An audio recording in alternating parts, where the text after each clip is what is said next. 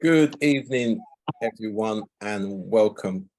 My name is Rudy Page, and this evening we're going to have a dialogue around African spirituality. It is Black History Month, of course, here in the UK, and it's the last month for us as we call Black History Season, that normally runs from February right through to October. And why we do that? Because in February, it's Jamaica and most of America. And then we do activities throughout the months to the end of October, which is the UK, of course. So I'm really pleased on the subject matter, African spirituality, the theme for the month being celebrating our sisters. So I've got Dr. Maria Smith, we've got Florence Griffiths, and we have Elizabeth Coffey. So we're going to start off with Dr. Maria, who's going to give us an overview. Over to you. Good evening, or is it good afternoon? Good evening. Where I am, it's good afternoon. Probably it's good evening where you are. In looking at African spirituality, I have mainly looked at it through religion in Jamaica and the rest of the diaspora. I don't think we can look at it. That's the best place to begin, religion. Because if we look at our history, we realize where most of our values, our heritage, all of our rituals were read, and I said stored, because at one point they had to be hidden. So religions sprung up all across the diaspora. Those of us in Jamaica speak mainly about revivalism and others. The Cubans will tell you about Santeria, and it goes on and on. But they were more than religion. You know, lifestyle, it included everything, because maybe in a sense, that's all African people had, because they were able to bring this with them, and you take it with you anywhere you are. And I guess it's the same thing about your spirituality. These religions have been described as resistance in motion, because that was a way that we were able to resist what was put onto us. It's called a liberating force, because it helped us to free ourselves, if only in the mind and the spirit. Some people look at them as well springs of creativity, because if you look at all of the things that have come out of the New World, in particular the Caribbean, many of these things have a religious base. In my book, Revivalism, I discussed African spirituality in chapter 2. So I'll leave you all to read, I won't go in details. But from a Jamaican perspective, Mayanism, which is a form of African religion that came to us, I think, from Ghana, came to us through the Maroons, then through the revivalism. It followed through, and it still exists today, these forms. But practices like revivalism were able to survive through these religious practices, which gave us a space to do the things that we were accustomed. Hence, these religions are described as lifestyle religions, and you practice them wherever you are, because there's always been a part of your existence. Another point to remember when we are looking at our own spirituality is that in African religion, there was no strong divide between the divine and humanity. It's not like some other places where one is one end and one is the other, and one is good and one is bad. You know, it was more, as someone say, about balance. So we have, there's a network of persons all across Jamaica and the Caribbean that had a shared worldview, and they were able to practice them through religion all across the island, and I'd say the diaspora. The displacement of Africans from Africa to the diaspora created a need for New World Africans to discover, to rediscover themselves. Remember now, we were stripped of our values, concept of self, sold to different owners all across, hence we lost our family structure. All of these we had to rebuild. We lost our language. This Ed Brathwaite described this loss of language as the loss of one's tongue. That's how serious it is. So we had to go forced to communicate in a foreign language. This was further complicated that Africa is not a country, as some people think, it's a continent. So there were different languages that people came across it.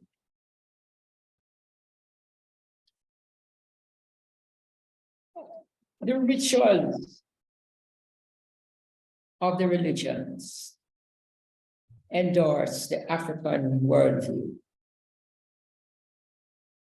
But the challenge was that this religion was often banned.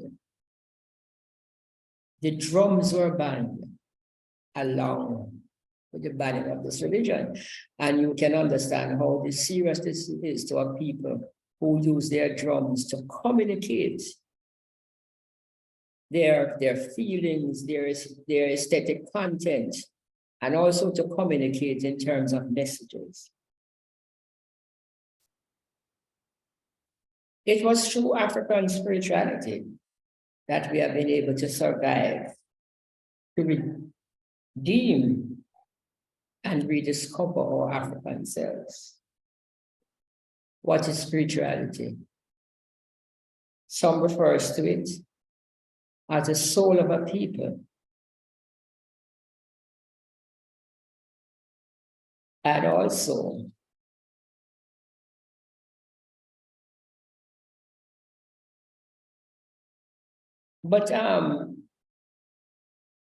I wanted to find that excerpt on the soul, something special about the soul of a people. And I'll tell you a story from my late professor, Rex Nettleford. He used to tell us that in the mornings, on a Sunday morning, he would go to the Anglican church with his grandmother.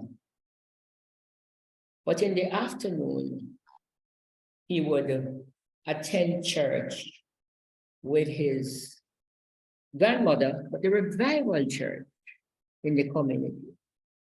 And he said that it was at the revival church, the spiritual church, that he found his soul.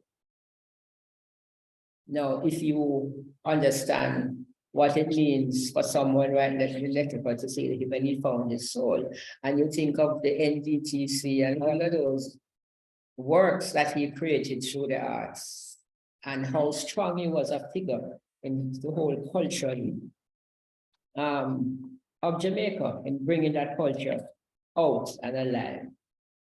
I think that's a very important conversation that we can have on the culture. There's also the whole business of unity. African people came together in many ways in order to affirm their identity through their collective experience. They created ritual spaces of power.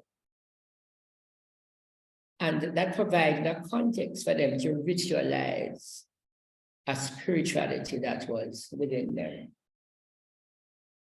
Now, I love to look at these rituals because I look at them as cultural performance. because one of the areas that I have specialized in is dance. And when you look at the rituals and you see how important the dance has been to those rituals, it was almost as if the dance has been dance is a language, but it really was used as a communication tool during those rituals. Another important point to remember about rituals, that rituals allowed for the human and the divine to unite. This principle is essential to African religions. And they allow for the characteristics of a particular culture to be manifested. I've also looked in my work at the pilgrimage. I call it the pilgrimage to Wat Town. Wat Town is a space where revival people go every first Thursday of March to celebrate their Africanness. In my work, I describe it as an imaginary homeland. It's as you take this trip every year to be African. Not just to, as some people say, I'm African, but to be African. And this is where I think this spirituality is probably best expressed. One of the places that's best expressed. And I write here that I presented the Wat Town pilgrimage in Jamaica as a space of power that provides for people who have been oppressed and forced to accept a worldview that was oppressive to their ethos. Wat Town is a place where people have gone for many years to renew their African sensibilities. And we say spirituality here as well. And this is something that I'm sure there are many other spaces across the Caribbean and New World that perform the same kind of, have the same kinds of spaces and so on. And people go for the same, to create the same meanings that they do at Wat Town. A matter of fact, even in our UNESCO deliberations here, we'll be looking at how it is we can link some of these spaces across the Caribbean, for better understanding of what went on. Yes.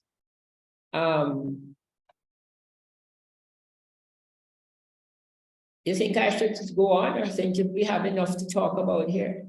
Yeah, I think so. Let's get. Yes, because I think we have a little time crunch, so we can always yes. I'd like to hear you. So Florence and then Elizabeth, let's get your perspective on what Dr. Maria has laid out.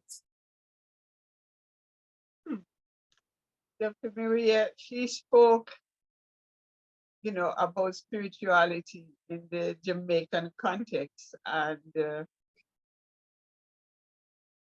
I was listening so intently, should have made more notes, but I did make a few as to when she spoke about Rex Nettleford finding his soul in a revivalist church. Mm. And this is what we still do. I don't think we have revivalist churches here, so to speak, but we have the Pentecostal. Do you think that is the same, the Pentecostal? I think you some of you have the spiritual Baptists. Yes. Yes, and the Black Baptists. I think that is closer to our rhythmic sensibilities than probably the Pentecostal church. But though we have also made the Pentecostal church our own, because what we do, in the same way we took Christianity and we made it our own, we put our values and ourselves in it, that revivalism is a combination. It's an Afro-Christian religion, combination of Christianity and African. I think you have done the same thing with Pentecost, so we can go ahead and we can discuss it. I think so, because what I was going to say is, whereas we don't have that revivalist here in Montserrat, we do have the Pentecostal where we dance, and it's not so much an African dance, it's more a dance of joy, a dance to express yourself. So I can I can feel what you're saying when you're describing the rhythm and the dance and the, you know, the communication that happens when you go to church. So I can see the association you make between religion and our African, what to say, preservation, the way we have preserved our our sense of who we are. Sorry. I'm sorry, I'll call you back in a moment, please. Yeah. Let me just put this on mute. It's, it won't work. Right. Yeah. Okay. So getting back. Sorry, I lost my thing when that wrong. I had Yeah, forgotten to put preservation. You mentioned about preservation. yes. Yeah, it's important that we understand how much, you know, was taken from us and the lengths to which we have to go to still preserve our Africanness. That's what I was feeling. Yeah. So thank you. I wasn't sure what word you were saying. If it's War Town, that space where you spoke about space of power. What? Is it what's town? What town, wasn't it? Oh, what town? Yes. And maybe we need more what towns in the rest of the Caribbean. I was thinking because Yes, people come from all across the world to this pilgrimage when they on a first Thursday in March, because it is yes, and the people worship in a special way, creating rhythms. You know, one of the things about Wattown is that when you read, they work seals, and you remember the drums were banned. Yes. So what we learned to do now was to create the drum sounds through the stamping of the feet, trumping, and the sounds that we make. Yes. You know, the body sounds, the percussive nature, body percussive sounds. Through that, they recreated their drums, the drum rhythms, and that can become something like a language for that they have developed of their own. So you learn it, you become a part of it. Just Sunday we had revival time in Jamaica, a program that was at the JCBC, sponsored by the JCBC, and revivalists come from all across to celebrate too. But this was more a musical for Heritage Week. So there was a lot of this music going on. Okay, I'd like to bring Elizabeth in here, because these thoughts around rediscovery and preservation come out to me sort of pretty quickly. So Elizabeth, from your perspective now on what first of all, I have to say that it's a privilege, you know, to share this thought with you, such a knowledgeable, you know, professors. And my perspective come from two different places. One that is really deep in my heart, which is my African heritage. And when Professor Mary was talking, I can literally not only see and understand what she was talking about, but also I live that. When she was talking about identity and preservation, I can completely relate because I live that. My parents were born in Africa and I've been in the motherland, and I've been part all my life of all those rituals, those African rituals, that African spirituality that keep us going. So when you talk about preservation, even though we are under the diaspora, I was born in Spain, and I've been for the last 25 years in England. My heritage, my African rituals, my African language, my African tongue makes who I am.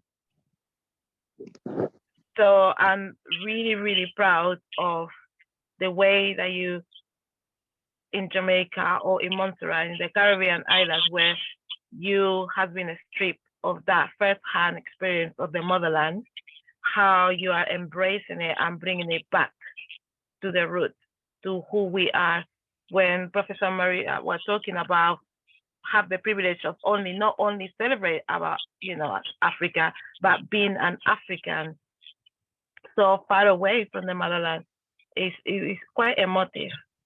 But my next point of view is how much we need it in the educational sector, because that's my world.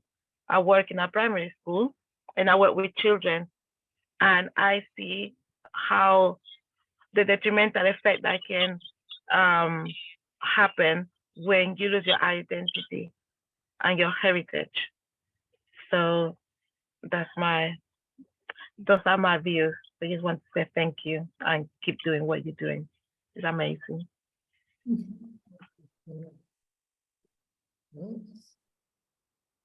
I just wanted to share with Professor Maria as well. Okay, this is my bracelet. This is my tribal. This is how real my spirituality it is. And every woman, when I go to Africa, every person that sees this in my island know who I am. I know they know my tribe and my heritage. So this is how real my African spirituality is. It's on a daily basis. And I have to say that I have Jamaican children. And it's amazing also to see that sometimes when my husband speaks in Patois, I can say, well, that's an African word. I know that word, Yes. So we don't realize, even when he cooks, how he cooks the yam, how he cooks this is an African way. That's how my parents, that's how I see my parents doing it, and my grandparents in their motherland. So even though it's 500 years that they root you from there, still alive. And that's where the preservation word is so powerful. We're still here, it's still there. Yeah, it's never lost. Never. No. And I think that's when we say that it is the spirituality that has made us who we are as a people, has given us the strength to survive. And it has also given us the creative tools to produce the music and the dance that we have produced all across the Caribbean. And as you speak about the foods, yes, I mean, it shows you how much we have retained, and which is really part of our DNA, which makes us who we are. Excellent. Completely agree.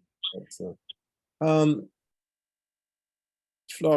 Florence, could you tell us about the Montserrat Calabash Festival and what were the reasons for the establishment?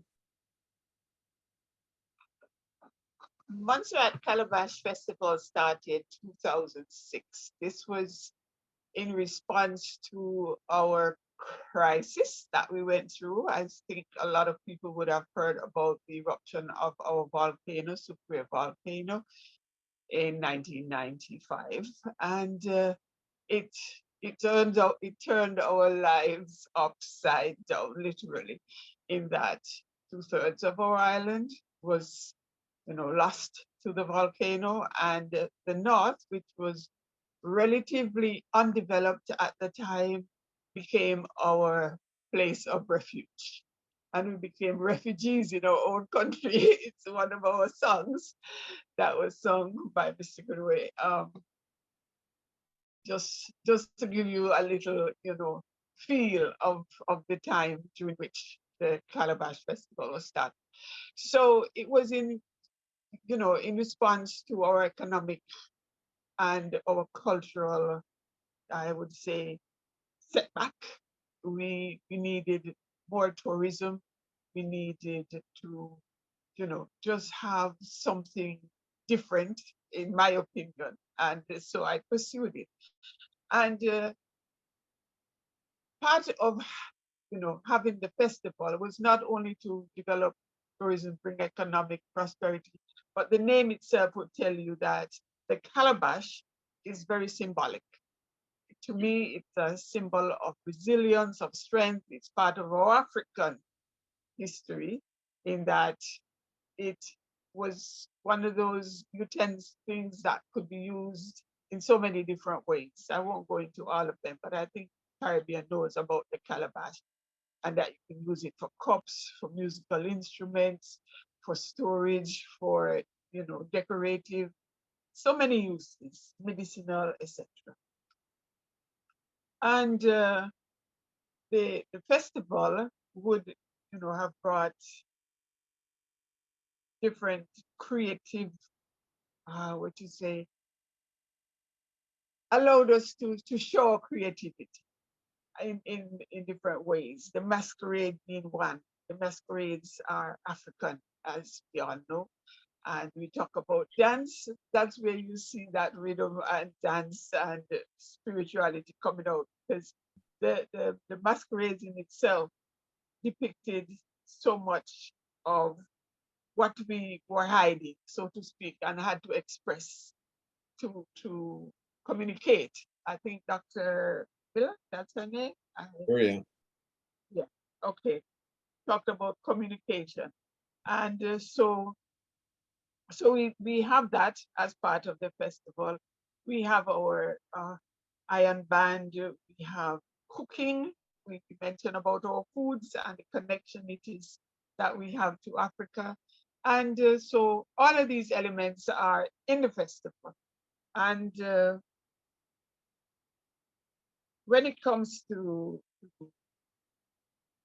the connection with this, the spiritual part of it, I think I wanted to include Africa in that festival, because on Montserrat, this is another part of our history, we tend to identify a lot with the Irish connection. And there is another festival, which is the St. Patrick's Festival, that is heavily influenced by the Irish connection. So I wanted to have that festival that would have a balance, so to speak, and so the African connection. And it's still in development stages. It isn't where I would like to see it, but it is there. Yes. So Excellent. I have No, given you a feel of what it's about. That's good. There's 2 points there. So one, next year is your 18th anniversary, so coming of age. Yeah. So you've been developing, so from next year it will be all the way up. Yes. And then what I would like to get Dr. Maria's perspective on what you said, because Professor Nettleford always used to say about culture being a tool for development. And Florence has kind of expressed that, really, in terms of, again, we've been talking about the union of opposites, but also the way the festival was used for cultural development. Preservation is there, rediscovery is there, and the challenges of life, as was mentioned, being, ending up as refugees within their own land, and then how you have to deal with that psychologically and what that does to family, traditions, rituals, and celebrations. So, Dr. Maria, I'd be interested in your perspective around that. Well, in terms of the questions that we have even asked here, and in terms of our spirituality and everything here, it's really about understanding and knowing ourselves. Understanding what it is that works for us as a people. Because when we speak about the culture, even in one country, sometimes Jamaica, different parishes might have different views, but you have to have the people behind you and buying into what it is that you're doing if you're ever going to succeed in anything. There have also been leads that we have, things that we have inherited that we just need to build on. And culturally speaking, we have the music is probably number one. The music from Jamaica, the music from Trinidad, the music from these places didn't just happen overnight or didn't just fly out of the sky or some bright person just, oh, I created this. It came as a part of our heritage. Those musical sounds, those rhythms that were so important to our people, that those things that made them feel good. It's about the aesthetic content. I kind of look more at the aesthetics than anything else. But all of this music, so how do it is for us, how do we build on these things? It's keeping while keeping, not selling ourselves, keeping that which is ours, but build on it for development and you know how we share it. It happens even in agriculture. No, you know, people talk about bringing in this machine, doing that and so on, but we constantly hear them going back to the farmers. How did you do it? What does it mean? Why? Because very often these were tied to a lot of things, and you can't just break up people's culture, trample on the things, a belief system, and then expect them to buy into new things. So, I mean, one has to really understand the culture of a people, as we say, the things that makes them feel good, the things that they want to do, and how the methodology that they use. Not that you're going to stick, because the same person said, if you stay at the root, you will rot. But you really have to use these to sort of at the base, and also how to carry along in order to pull the people with you. Because part of where we fail and we don't get accomplish what we set out to do is because the people are not with us. And if they are not with us, then you know we have to do it together in order to succeed. That is my little take on that. I don't know anybody else have anything to say. It's excellent. We're going to come to Elizabeth now. What's your perspective on Florence's points? In terms of Generally, youth culture. Well, in my realm, my work context is so important. It's so really important, especially in England. We work in a lot in terms of representation. So when you have a multicultural environment in the classroom, and the children understand that you are connected to their heritage and their culture, have an immense impact on their attainment. It's really important. Sometimes when we go into a school, in the last Zoom talk, we were talking about the holistic approach to education and culture and heritage, especially for our Afro-Caribbean children. It's so important because we want, as you say, Professor Mary, that preservation. We want it to continue. And some of them, they have it at home, but when you have that connection at school level and educational level, it takes things to literally to the next level as well. So it's really, really important to connect that cultural background into development. You need to know where you come from, know where you're going. So those roots, they need to be implemented. Not implemented. I think that they need to be celebrated and raise awareness in every context, home, everywhere where, I'm from early age. Yes, that importance of cultural communication. Right, Florence, is there anything you'd like to say before I then come back to Dr. Maria to close the program? It's just that, yeah. Thank you for your input. I'm playing around in my head as to how to connect the community tourism to our spirituality. But I'm thinking, the more we can share our ways, our customs, our culture, people would appreciate who we are and see us, you know, as not being always the downtrodden, but people who have something to offer and who are spiritually rich and should be sharing what we have through our music, through our dance, through our religions, etc. Thank you. I'm feeling empowered having listened. You know, That's great, because what you're expressing there is what we say here, the lived experience. Yes. And people do travel to gain the lived experience of others. You know, yes.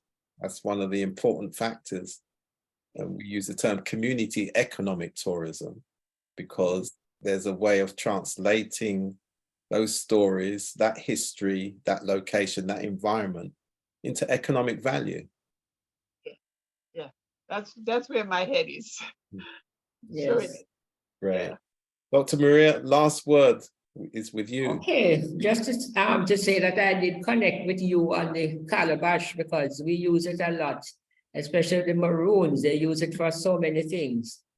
You know, it really seemed to have special value, not only to Montserrat, but to Caribbean people. Just want to say that there are lots of areas, things that we can look at and that we can learn from, things that have been taken for granted. That you know, when we look at not just Jamaican revival iconography or Jamaican iconography, Caribbean iconography, the lessons, there have been lessons that has been left for us by our ancestors. And we need to try to learn, to go back to understanding some of these things, because they're really, it's part of understanding ourselves. And you know, these cultural performances, they are not just things that you do and you do that because you repeat them, but they are dynamic and they have the capacity to extend, you know, to bring in new things and to adapt to what is happening now. But then you have to know it. As the great African Ghanaian master drummer said, that once you understand the rules of a tradition, you can adapt, you can make changes, because it will continue, and it will continue.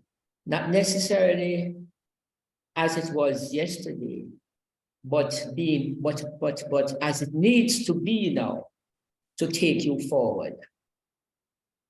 And I think I would end right there for today. Excellent. Yes, it was really a pleasure. Thank you. Thank you very much, Dr. Maria, Florence, and Elizabeth. And happy Black History Month. Yes. And For us in Jamaica, it is Heritage Month. And October. happy Heritage Month. Yes. And of course, we're celebrating our sisters. So thank you and good evening. Wonderful dialogue. Thank you. Thank you. Yes, good, nice meeting you all.